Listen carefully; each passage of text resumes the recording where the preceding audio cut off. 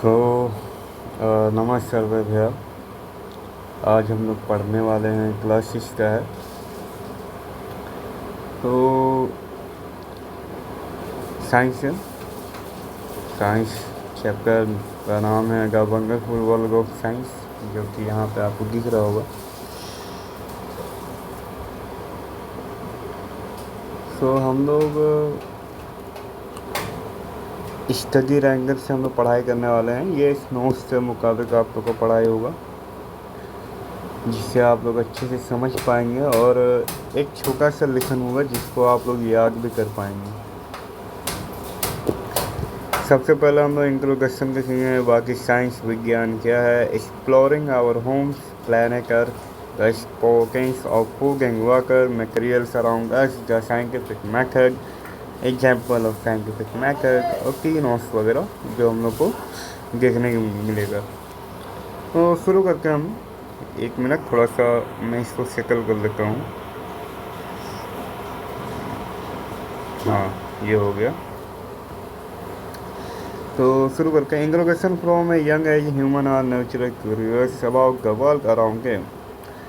बहुत पहले से जो इंसान थे वो बहुत इच्छुक थे अपने यहाँ वहाँ वातावरण को या अपने धरती को जानने के लिए। तो ये जो इच्छुकता है, जो ये क्यूरियोसिटी है, ये एक एक्सप्लोर भी करवाती है और क्वेश्चन भी पूछती है। Think about how babies and toddlers can constantly touch, taste, observe everything around them। आप सोचिए कि बच्चे या फिर उससे जो बड़े होते हैं, बड़े बच्चे जो होते हैं, वो कैसे कोई चीज़ को छू पाते हैं, कैसे कोई चीज़ को स्वाद ले पाते हैं, और कैसे वो जान पाते हैं अपने आसपास की चीज़ों को। जिस natural curiosity is foundation of science, यानी एक ये जनरल जो रहता है आपका, जैसे नेचुरल है, नेचुरल सीखने का क्यूरियोसिटी यानी इच्छुकता जो रहता है, वही एक विज्ञान का निर्माण करती है। तो जो आप साइंस पढ़ रहे हैं, तो आपको इम्पोर्टेंट होना चाहिए कि आप क्यूरियस हैं पढ़ने के लिए, तभी आप पढ़ पाएंगे। What is science? विज्ञान क्या है? The way of exploring and understanding the universe, समझना और जानना ब्रह्मांड को, इसी को बोलते हैं हम लोग science. It involves making observation, asking question, making guesses, hypothesis जिसको बोलते हैं, doing experiments and figuring out the result. एक वे होता है जो हम समझते हैं अपने ब्रह्मांड को, इसमें ऑब्जर्वेशन होता है यानी जानना होता है, क्वेश्चन पूछना होता है, कुछ अनुमान लगाना होता है, कुछ एक्सपेरिमेंट करना होता है, और उसे एक्सपेरिमेंट के मुताबिक आपको रिजल्ट मिलता है।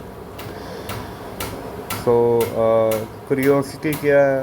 The desire to learn and understand more about the world, यानी इच्छुकता और सीखने का जो डिजायर होता है यानी मन होता है, उसी को हम लोग क्यूरियोसिटी बोलते हैं।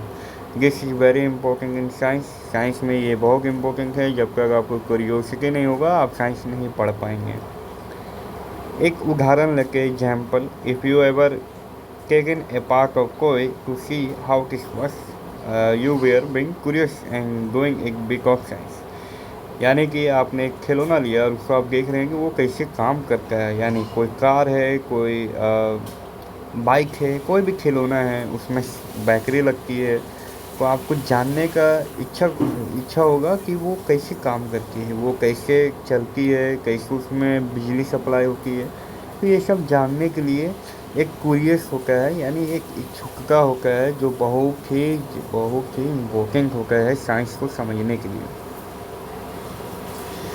साइंस इज एवरीवेयर, विज्ञान हर तरफ है। आपको टाइनी ग्रेन से लेके यानी जो बालू होता है, बालू से लेके बड़ा माउंटेन तक आपको साइंस को देखने के लिए मिलेगा।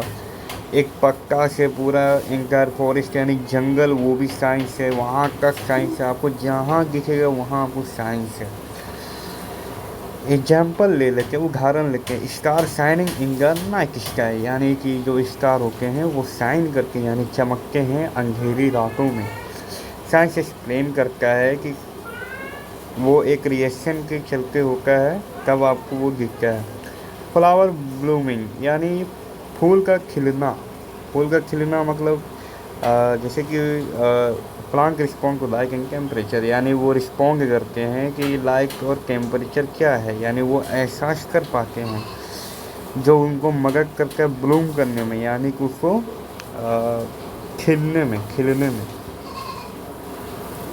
Science help us answer question for mysteries and help us to understand the world better, यानी कि एक अच्छा सा आंसर देता है क्वेश्चन का। मिस्ट्रीज जो रहता है, जो गुप्त रहता है, उसको खोलने में हेल्प करता है और समझने में हेल्प करता है इस पूरे ब्रह्मांड को अच्छे से।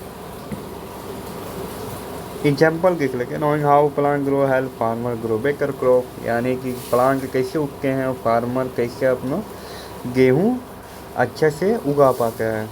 Exploring our home planet earth, यानी ये जो पृथ्वी देख रहे हैं आप, ये हम लोग का घर है, हम लोग इसी में रखे हैं, है ना, हम लोग इसी में रखे हैं। और अर्थ के बारे जानते कि अर्थ होगा क्या है।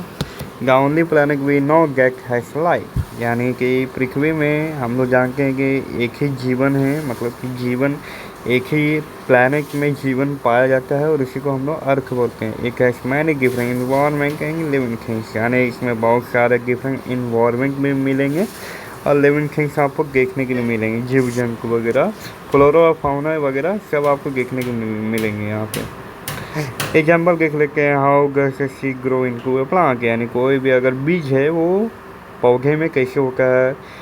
बीज को पानी चाहिए होता है, सूर्य का रोशनी चाहिए होता है, न्यूट्रिएंट्स चाहिए होता है जो सॉइल में होता है, ताकि वो बढ़ पाए, ग्रो हो पाए। एनिमल्स जानते हैं। How does a caterpillar turn into A butterfly, यानी कैटरपिलर जो होते हैं वो बटरफ्लाई में कैसे हो पाते हैं। The change is called metamorphosis. Metamorphosis, यानी कि इसको मेटामॉर्फोसिस बोलते हैं। ये आपको कोई भी अगर कैटरपिलर है और वो बटरफ्लाई में अगर वो हो रही है तो उसको हम लोग बोलेंगे मेटामॉर्फोसिस। इकोसिस्टम को हम लोग समझते हैं different environment like forest, ocean, desert and wetland, each has its own plant animals and condition, यानी कि इकोसिस्टम क्या होता है, यानी डिफरेंट तरह के इन्वायरमेंट, पेड़ हो गए, समुद्र हो गया, रेगिस्तान हो गया, कोई भी भीगा हुआ ज़मीन हो गया, उसी को हम लोग इकोसिस्टम बोलते हैं। उसमें बहुत सारे प्लांट हो सकते हैं, एनिमल्स हो सकते हैं कंडीशन के मुताबिक। एक उदाहरण देख लेते हैं। In a forest they provide home for animals plant make oxygen, यानी कि जो फॉरेस्ट होते हैं वो पेड़ के लिए, जो पेड़ मतलब जो फॉरेस्ट है और जहाँ पेड़ है वो हम लोग को ऑक्सीजन प्रोवाइड करता है। The importance of food and water, खाना और पीने की कुछ महत्वपूर्ण बातें जो भी हम कहेंगे। Food gives us energy help us grow, यानी कि जो खाना जो होता है वो हम लोग को एनर्जी देता है और एनर्जी जो रहता है वो हम लोग को बढ़ने में हेल्प करता है।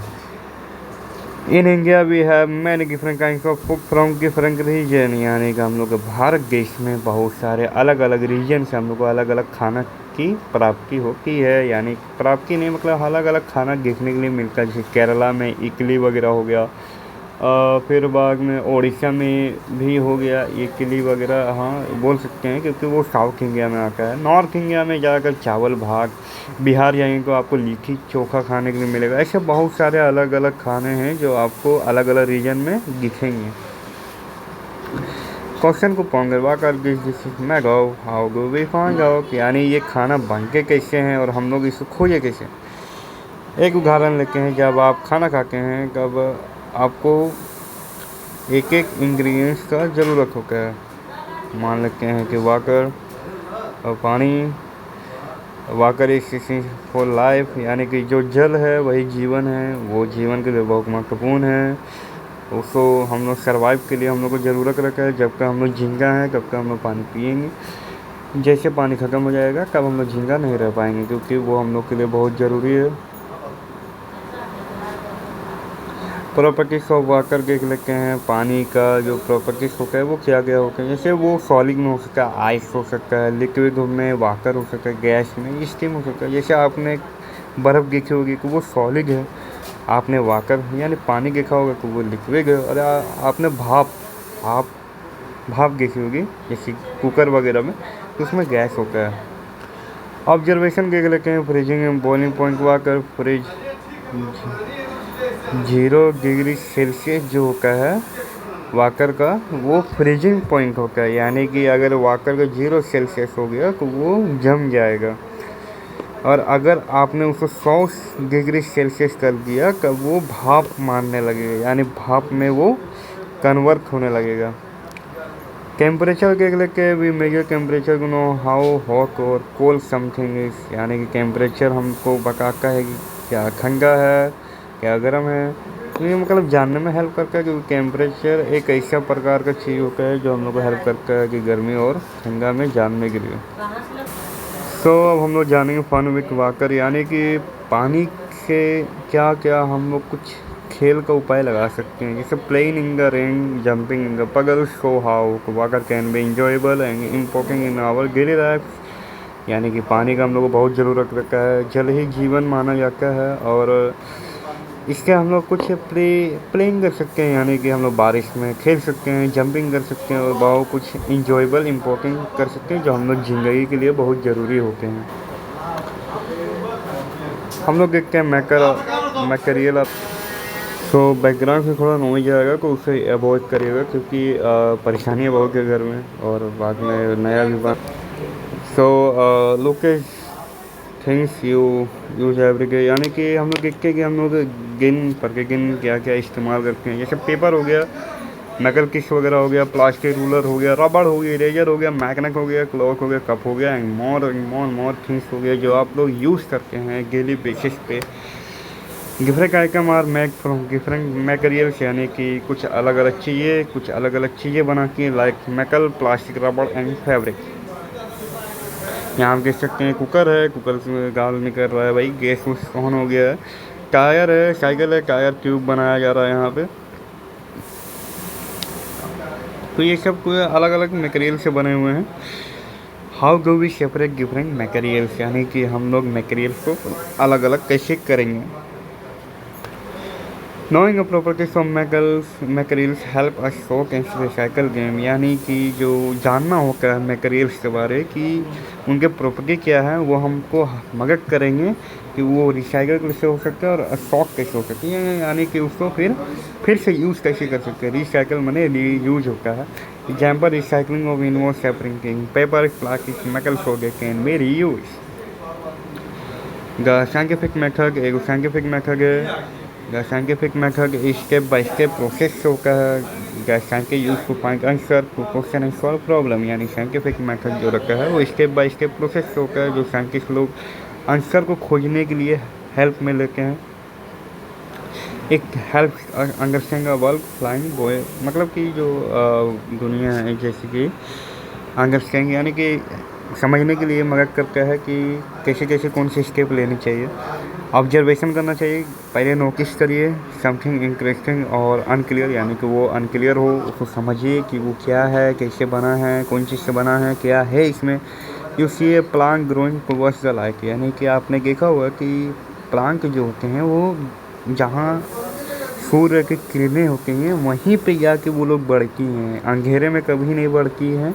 एक बार आप ये वाला चीज़ जरूर देखिएगा। क्वेश्चन करिए, think A question about what you observe, यानी कि जो आपने देखा उसके बारे में आप क्वेश्चन करिए कि वो होगा क्या है, कैसे होगा, क्यों होगा, उसके बाद क्या होगा, क्या है। बस ये सब क्वेश्चन करिए, आपको आंसर अपने आप मिल जाएगा।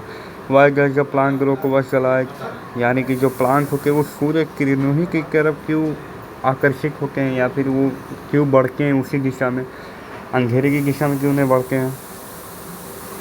हाइपोथेसिस जानिए, क्वेश्चन जो रहता है उसको फाइंड करने के लिए, मतलब कि गेस करिए कि ये हो सकता है, वो हो सकता है। हाइपोथेसिस मतलब गेस करना होता है।